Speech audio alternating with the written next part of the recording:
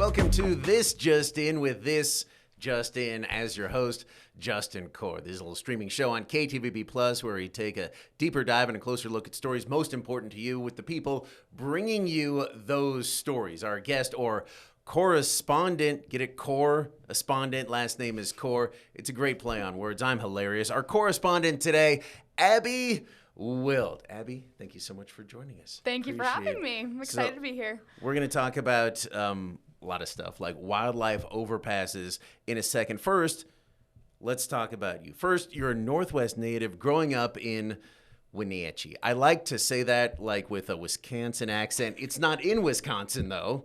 It is not in Wisconsin. It Where is in is Washington. Okay. It's about 6 hours from here, right in the middle of the state of Washington. So Gorgeous. very pretty, very gorgeous. We have the Columbia River flowing right through, lots of mountains. It's like a very small version of Boise.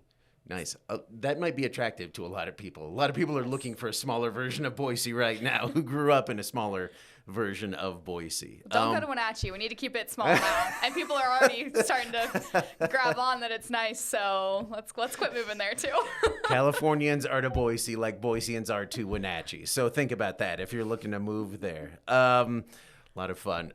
Any great Wenatchee stories for us? Lots of hiking growing up, lots of skiing, all the outdoor activities. But I asked my family this morning for my best Wenatchee story to share with everyone, and my dad reminded me of the time we were hiking the Enchantments. We were doing like the one-day loop, and it was like... Hold on, the Enchantments. The Enchantments. Do you know what those are? It sounds enchanting, you know? It's a really big mountain range. Cool. It's like my mom's favorite.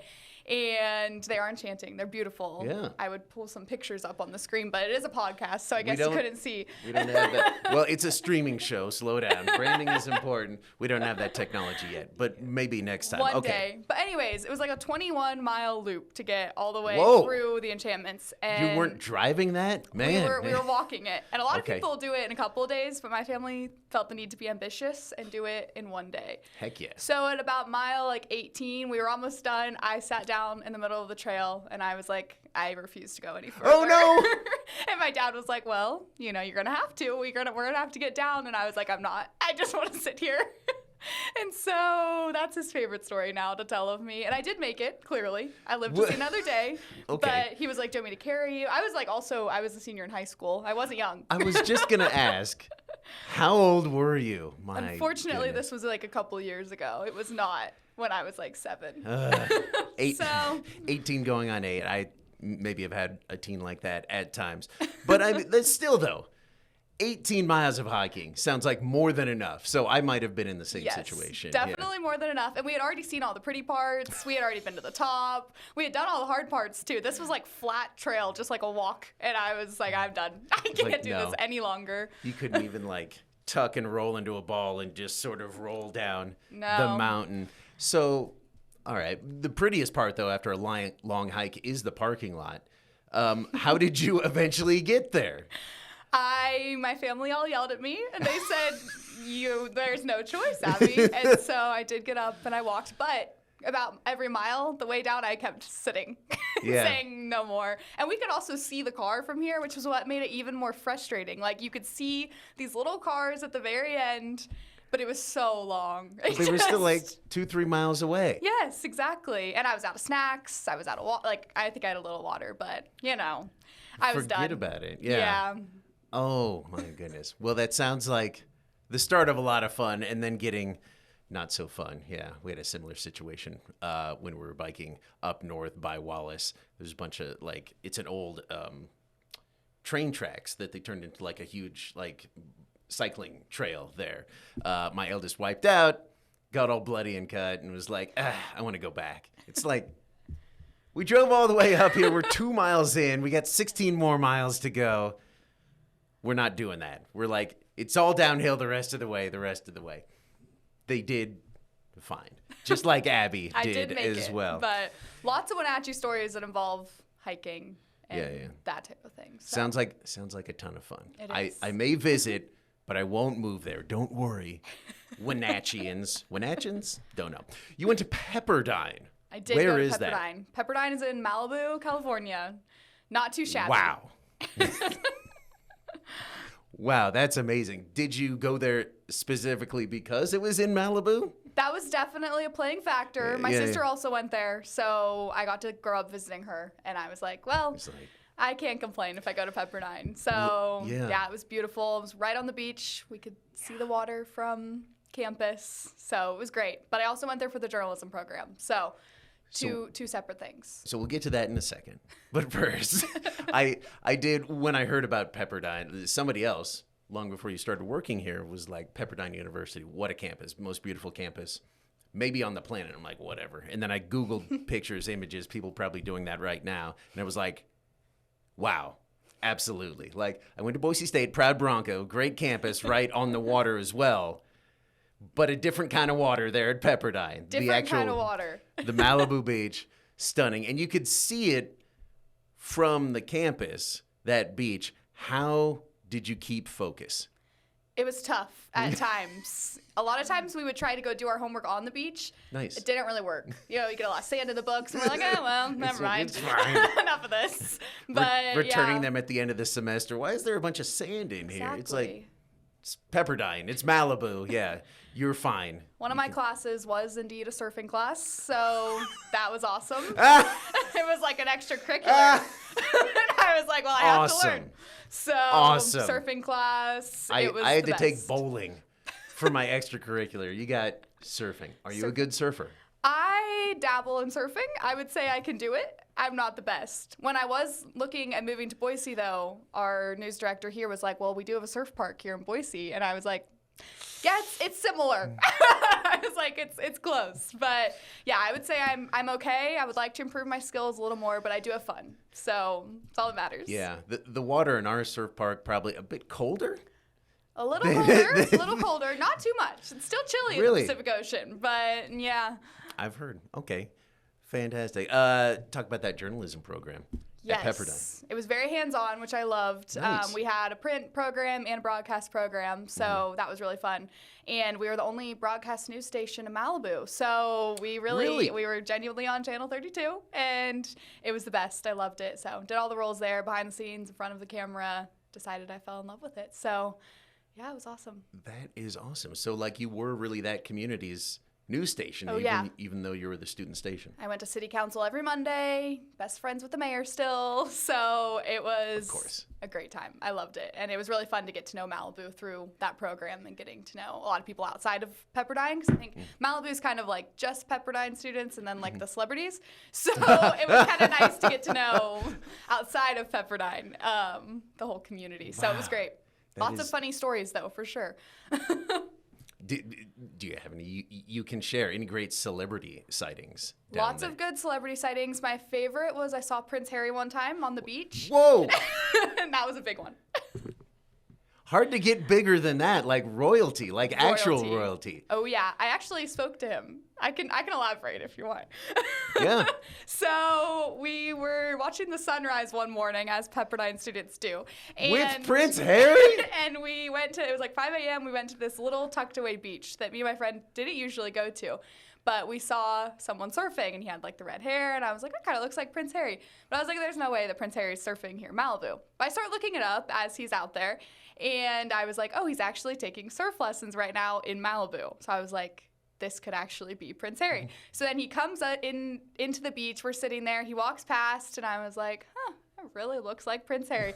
But I was like, there's no way. And at this point, he could definitely tell that I was like kind of eyeing him. And there was also like, you know, some suspicious looking, you know, some would say security look around the beach. So I was like, okay, this is definitely looking like him. That dude in a full three-piece suit on the beach with sunglasses kept going to his ear like, maybe he's not here to surf. Exactly. But anyway, sorry, continue. So then he goes back out in the water for a while. At this point, I'm determined it's Prince Harry. So then he comes back in, and he comes up to me and my friend, and he said, what is the time? And I mean, it was the strongest British accent I've ever heard, and I was starstruck. I was like, oh, what's the time now, mate? It's 6 o'clock. And I was so nervous. And then he left. And I mean, I know that he didn't actually need to know the time, but I think he saw these 2 random girls on the beach that were fangirling. So he decided to make our day, and he really did. He kind of made my life. So how neat is that? I have told Prince Harry the time, and it's my favorite story to tell. You could have been like the time in London or here. I could have come up with some crafty ones. If you were there, you would have. No, I wouldn't. I would have been starstruck too. Yeah. Yeah. Man, Good for you. That is awesome. Was he just slathered in sunscreen, being a ginger? He was like slathered in sunscreen, and he also was not very good at surfing. So Was he better than you? I think we're on equal terms. Yeah. So. Well, he didn't get to take any classes on it like you did. You interned at NBC LA. For those who don't know, one of the biggest and best local news stations in the entire country. That must have been awesome. Yes, that was awesome. In ways, it was very similar to KTVB, though, just a little bigger, but same mission in mind. And it was really fun. I mean, the stories in LA that you're telling, though, lots of crime. I worked on the morning show, so it was... Lots of crime, and then crime, yes, and then more crime, yeah. But absolutely. It was awesome. I loved getting to know all the journalists there. Got to shadow them a lot, which was really fun. Go out with reporters, which was great. One time we did a story on a dead body in a trash can. So lots of interesting things. But it was tragic, a really, really awesome experience. Yeah. Important. You talked about falling in love with journalism there at Pepperdine. Why? I kind of mentioned it, but you get to know so many people through journalism, get to tell their stories, and I thought that was always really cool. I've always been a really big people person, so any way that I can get out and talk to people and get to hear like what's interesting about them and stories that they want to share. I've also always loved writing, so kind of merged my two loves of writing and people together, and it's been great. So yeah, this is the business for that, writing and people. Then what brought you back to the Northwest?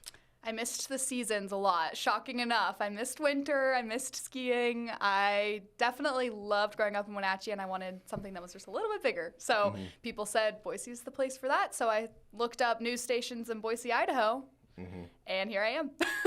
So. Well, thank goodness you're here. You're absolutely fantastic. Real quick, 4 seasons. I get it. I think there are 4 seasons in LA, though, aren't there? Like sunny, really sunny, partly cloudy, not cloudy at all? Yes. That sounds pretty nice. It was pretty nice. Sounds pretty nice. We do have June gloom. It's a little cloudy then, but that's about the only season. How do you cope? It's pretty with tough. some clouds in the sky. That being said, you got all that crime, which we don't have here. So let's talk about... Thank you for sharing all that. Awesome stories. I'm going to ask you more about Prince Harry later, but let's talk about wildlife overpass. You did a great piece Sunday night on this. What can you tell us about it, sort of to set it up? Yes, so it is Idaho's one and only wildlife overpass. If you don't know what a wildlife overpass is, it's basically like a walking bridge for the wildlife to get across highways that are busy, and ultimately it is a safe option for wildlife to get across so that they don't get hit and drivers don't hit them and also get injured. So got to look into it this week. It was awesome. Let's take a look at the story right now. It's for all the generations to come of Idahoans, and it's important. Spanning across Highway 21 just past Lucky Peak Reservoir sits Idaho's one and only wildlife overpass crossing. This effort is to try to reduce wildlife vehicle collisions in this area of State Highway 21. The overpass is just north of an existing underpass, which was built in 2010. Both are used for mule deer and elk to safely cross the highway, in a stretch that's known for wildlife migrations. The animals are going back and forth all through late fall, winter, and early spring before they go back to their summer habitat.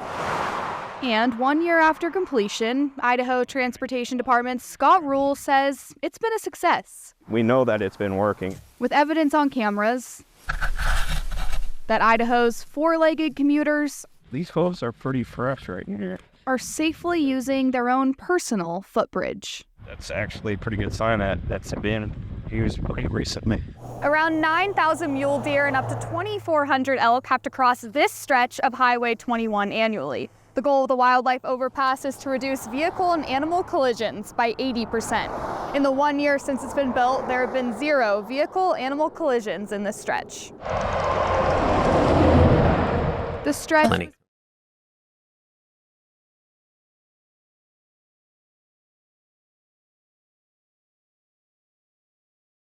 and animals. This specific location was chosen because we knew this was definitely a hot spot. And it had the higher propensity for wildlife vehicle collisions that we reported on our ITD crash registry. And neighbors around, well, they agree. Tammy Thornton lives just north of the wildlife crossing and says seeing deer and elk on the route is a normal occurrence. And every morning they cross from up in the hills to down to go get water. They're crossing right before dusk and then right before the sun goes down. During those times, neighbors are on high alert. A lot of people up here know to be cautious, to go slower so they don't hit them. But even that isn't always enough. Have you had any close calls? Many in the morning. Thornton says she thinks the overpass helps, but only for the deer. As far as the deer, it seems to be working for them. But as far as the elk, I don't think it is. She says she feels the elk cross more north, closer to her home. The elk basically hang out here in our neighborhood. Plans to expand the fencing further north to guide wildlife to cross on the bridge. One of the improvements primarily that we're looking at is improving the fencing and extending the fencing to continue to direct animals to use the overpass structure. With additional fencing, we're going to get a lot more use of elk on this. They want to expand the fencing up to milepost 21, adding on an additional 4 miles of secure fencing. Right now, there's only 1 mile of fencing. It's really about protecting people and protecting animals. And it's all to keep the wildlife and drivers safe. These crossing structures are a benefit to both the wildlife and to the motorists that are using this roadway. You know, 1 human life saved is, you can't put a price on that. All right, Abby, that's really fascinating, mainly because there's an old joke. I don't know if you've heard about those wildlife crossing signs where it shows, like, you know, the deer, the family of deer crossing the road. And it's like, how do the deer know to cross there? And yet here we have a wildlife overpass where that's literally what's happening. There's actually a deer and elk crossing there. How did they know where to put this thing? Well, it was a very busy stretch of, they had seen like wildlife migrations coming down. So you can see the trails on the mountains nearby, and they could kind of tell. Plus, there was a lot of vehicle-animal collisions in that stretch. Right. But the deer, I couldn't ask them personally. You know, how do you know to cross right here? You reached out. They didn't get back to you. Yeah, I know. It happens. But there is fencing that kind of surrounds the area, so it kind of guides them along the bridge. And they say it's working. And, I mean, you can see evidence, like we saw, that it's working. So I guess they know somehow. They're experts, if Fish and Game sort of knows these things. And, you saw those animals sort of walking along the fence. Now, working, it seems, at least according to locals, better for deer than elk. Elk are sort of crossing farther up north. I guess I wouldn't expect there to be that much of a difference between deer and elk, and yet here we are. Is that sort of a surprise to the locals or Fish and Game? I think it wasn't necessarily a surprise to the locals. A lot of the neighbors that I talked to said, you know, we kind of know, we've lived here, 30 years. We know where the elk cross. They've been there. And it also wasn't a surprise to Fish and Game. They acknowledged that, yes, we want to expand further north. We just, we need the funding, we need the fencing, that type of thing. So they are planning to expand north in the next couple of months. So they're going to add on 4 more miles of that fencing that will then help guide the elk and the deer across that wildlife crossing. So it is in the works. So, gotcha. Of the fencing, not necessarily another overpass, but just more fencing. And all of this, like we were sort of joking about it a little bit, that it's like a footbridge for the animals, yada, yada, an old joke. But this is significant because, like, a animal versus car collision, especially at, a highway speed, can be really serious. It can be really serious, and definitely happens a lot around here, also in Wenatchee. So I think that's kind of why I can relate to stories like this, as I grew up around the same things. But yeah, I mean, we've seen pictures, we saw pictures, not just it hurts the wildlife, obviously, but it can cause a lot of damage to people as well, a lot of injuries to people, and it's a serious wreck. And so, since this overpass was built, there have been 0 vehicle-animal collisions within that stretch where the fencing is. So that's pretty, successful, I would say, and exciting for... Yeah, successful, significant. Now, there is, again, as you talked about in the story, a decent-sized price tag attached to this. They had 4 serious wildlife crashes over 5 years, as you talked about, but 0 worth recently. So millions of dollars, they're saying, though, what, sort of in response to oh boy, is this worth this? Yeah, it's definitely an expense, and I think some people might look at it and say, that's really expensive for, an animal bridge. Like, Right, is this yeah. worth it? But I asked that question, and both ITD and Fish and Game said you can't put a price tag on saving a life. And so if we're going to do anything that's going to make our roads safer and going to make sure we are eliminating vehicle-animal collisions in any way, then it's worth it, and we're going to do that. So that was their response, and I think it's a good one. I mean, Yeah. it's true. And making people safer just in any way. You talked about an underpass that was built back in 2010.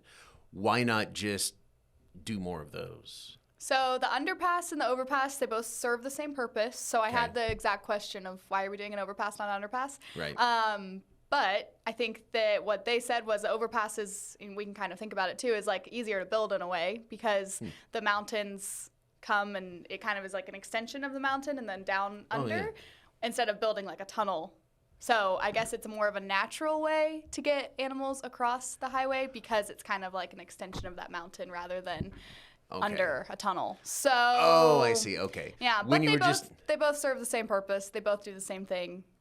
Gotcha. So, Yeah. yes. It's just sort of what you can get the animals to do. When you were describing that, I'm like, well, you're sort of building a tunnel for either the traffic or for the animals. But like if it's just sort of the natural hill, then yeah, it makes sense that the animals, especially if they're used to crossing there or getting down to the water there, would just sort of be using that.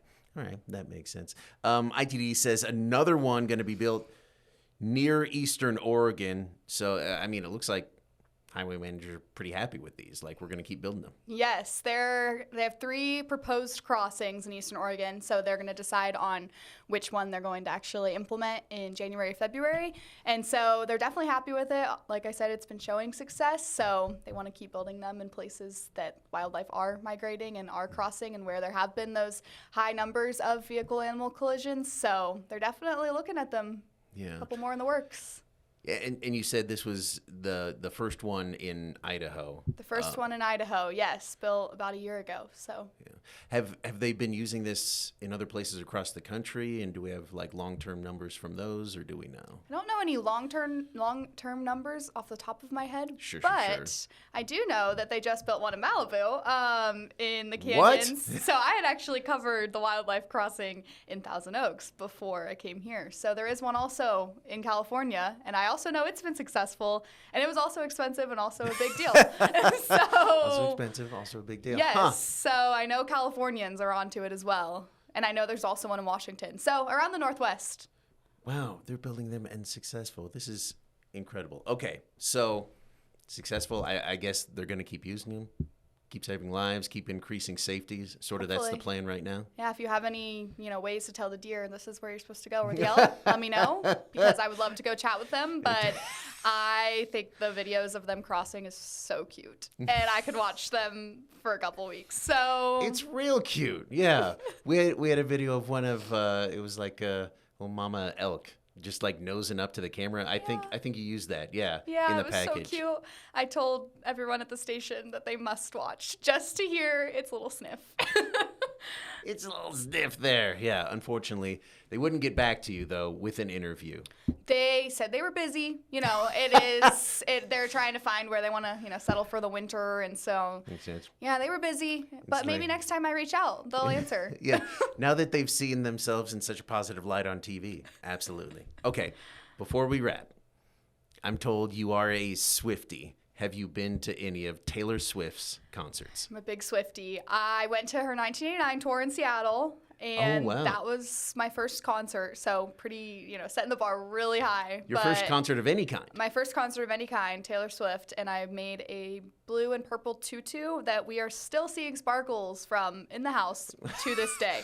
So that was my first concert. Great experience, loved it. And then, of course, I went to the Eras tour. I went twice, actually. I went once in Seattle, and life-changing, like everyone says. It was amazing. And then I really hyped it up to my parents, and I said, I think we're going to need to go again. So we went in LA with my whole family, which was really fun. So big Eras Tour fan, trying to get myself on this next leg, but we have like 2 more weeks, so I'm not sure it's going to happen. But yes, best concerts ever. It really is an experience. Have you really even more than a concert? Like it is a show. It's an a show. Experience.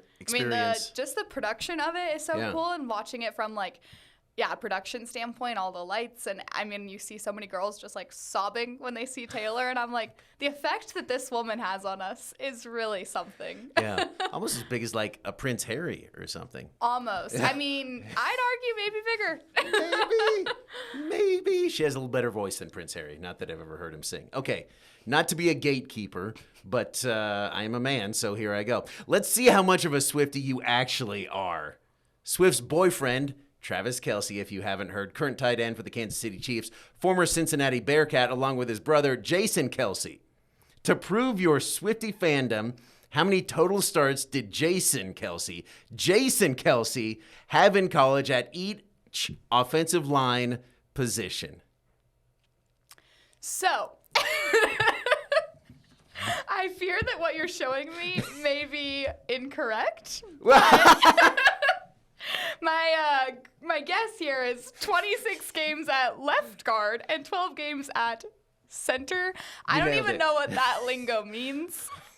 But I can start quizzing you on Taylor if you want. You nailed it. You're a true Taylor Swift fan. All right. Do you have a Taylor Swift piece of trivia for me that I may or may not be able to answer? A Taylor Swift piece of trivia. This one's easy for the Swifties. What's Taylor's birthday? Take a guess. It's coming up. Oh, okay. Oh. We all write the number on our hands at concerts. December 7. You were really close, right? 21st, 4th. You're getting really warm. 5th, 6th. Keep going. 7, 8. 29. Oh, you just went really cold. You were so close. December 28th? December 13th. Oh. Because all the girls write 13 on their hands. It's Taylor's lucky number. Their favorite. Yes. Yes. And it was all of you's lucky number because she was born and gracing this world with her presence. She was indeed. And we'll have a big celebration here at KTVB on December 13th. So prepare yourself. We will. I've just learned this, apparently. Really, a lot of Swifties in this building, which was what really drew me to KTVB was all the Swifties. So really excited about that. All right. We got just about a minute left. For some reason, we always talk about hair on this show. You have unveiled your heatless curls. Heatless curls. For this JustIN. How do you even do that? Well, it's like a little contraption that you sleep in. You like put it, it's like a wand looking thing, and then you wrap it kind of like a braid, and then pile it all together, and it comes out like that. I mean, yeah, pretty impressive, I will say. My hair is straight. So if I can do anything to avoid the heat, and I'm selling it to everyone at the station, so if all of our hair starts looking a little different, you know why. Tomorrow, I'm going to come in with curls, and people like, whoa. Exactly. Justin got a real glow up. Abby, thank you so much. Appreciate it. Hey, if you got any comments or questions, maybe about heatless curls or what I'm doing with my hair, send them to 208-321-5614. Again, 208-321-5614. Use the hashtag JustIN or JustIN. We'll try to answer it. Abby, you're the best. Thank you. Bye.